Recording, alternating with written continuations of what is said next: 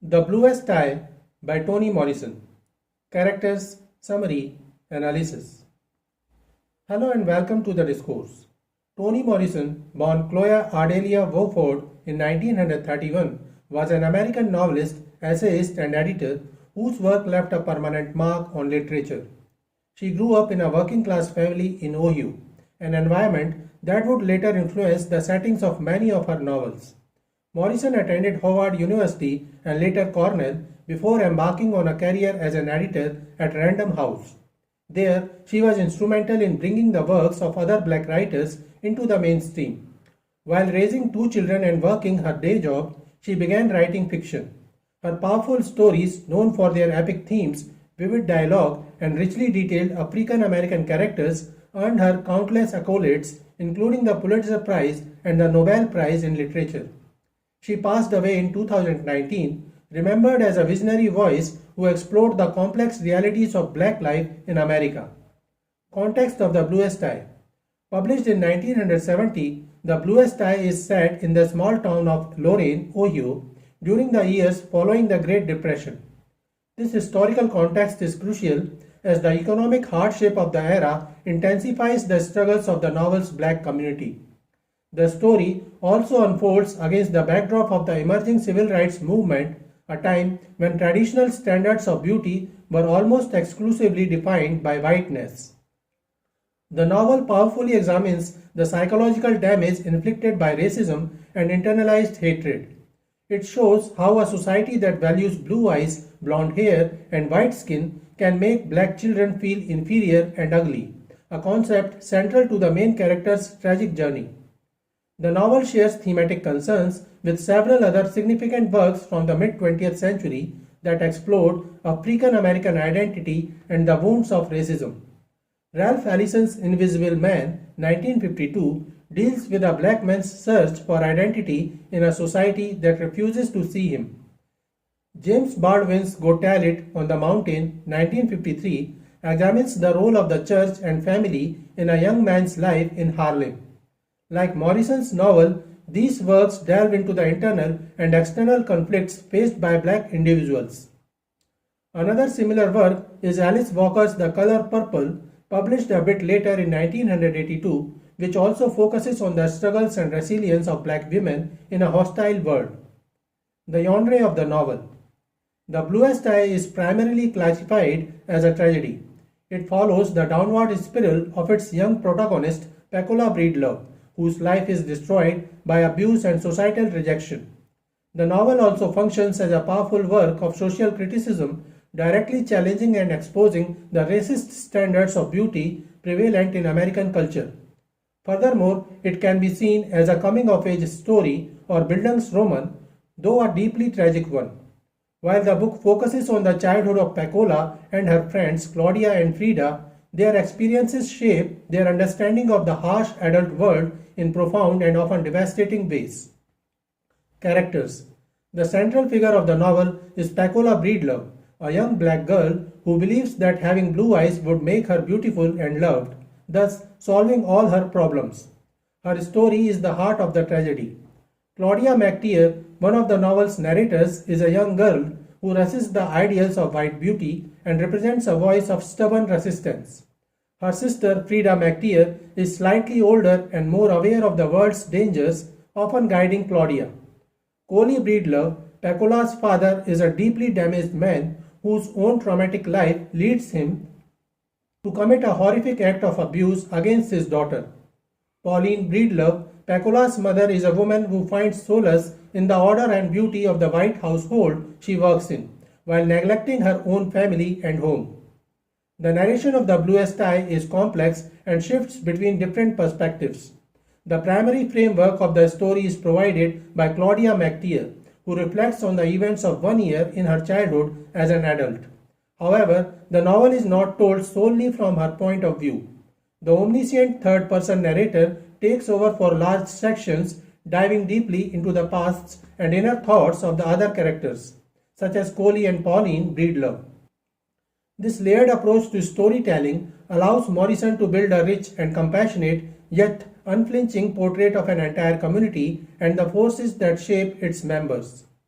Summary of the Bluest Eye. The story of the Bluest Eye is not told in a straight line. Instead, it is woven together through the interlocking voices and memories of two distinct narrators, creating a rich and painful tapestry of the events leading to a young girl's destruction. The novel is framed by sections named for the seasons, and within these, we hear the voice of Claudia MacTeer, who reflects on these events as an adult. Her childhood memories concerning her friend Pecola Breedlove form the backbone of the story.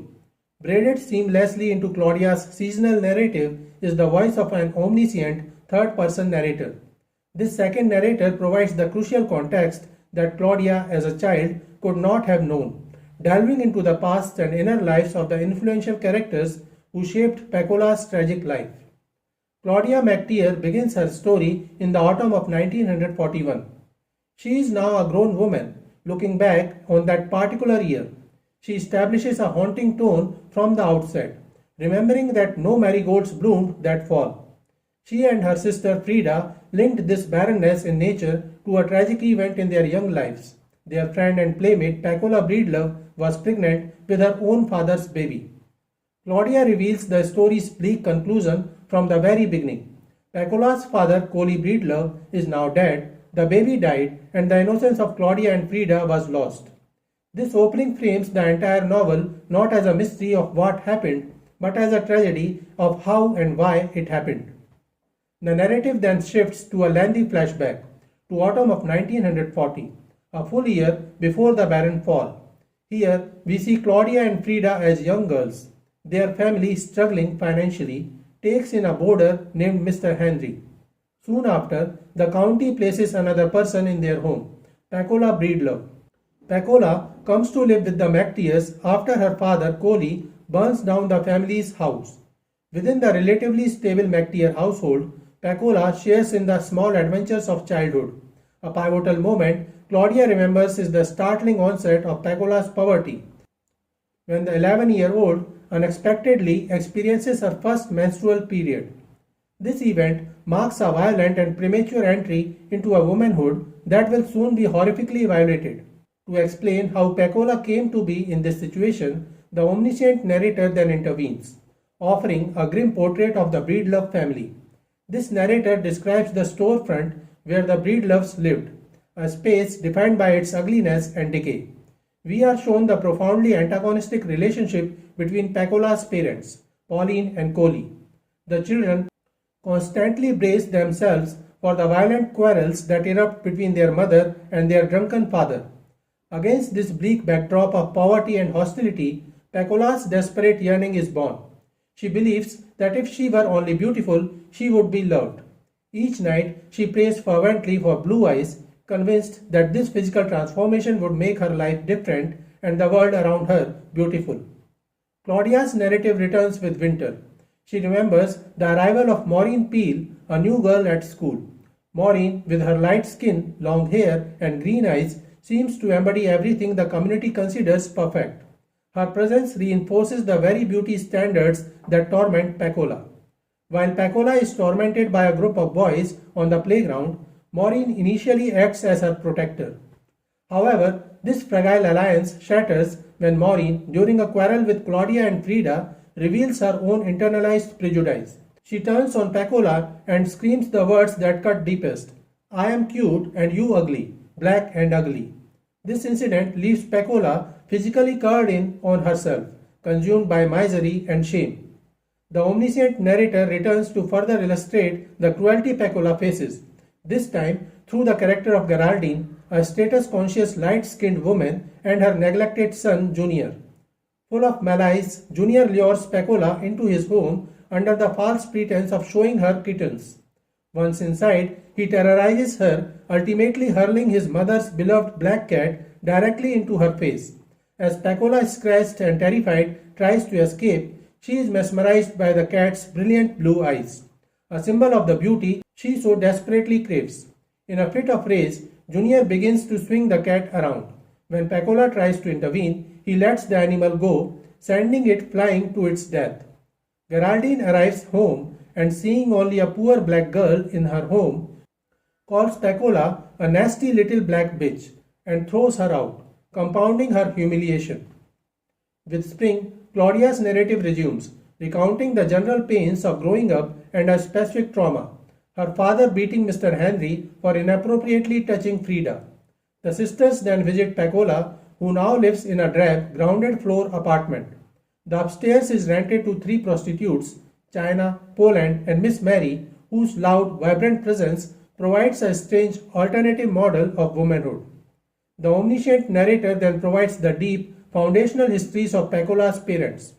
We learn about Pauline Breedlove's early life, her romantic dreams, and how her marriage and life in the North slowly crushed her spirit. She finds her only sense of order and beauty in her work as a servant for a wealthy white family. This is followed by the even more harrowing story of Cholly Breedlove's traumatic childhood. Abandoned by his parents, Cholly was raised by his great aunt, who died when he was a teenager.